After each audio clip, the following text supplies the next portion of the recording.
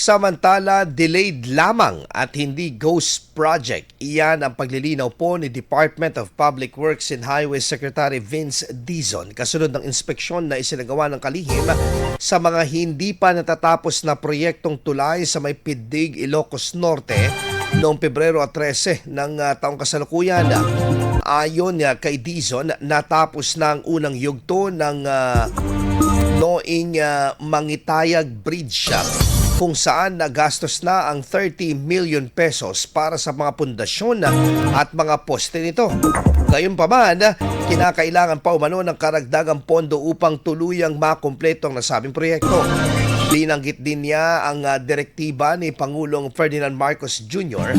na unahin ang mga hindi pa natatapos na infrastruktura bago simula ng mga panibago pang proyekto.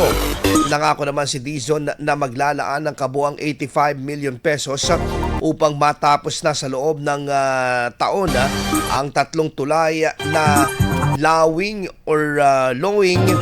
Mangitayag, Kabarwan at Estancia sa may naturang bayan. IFM News. IFM News. IFM News.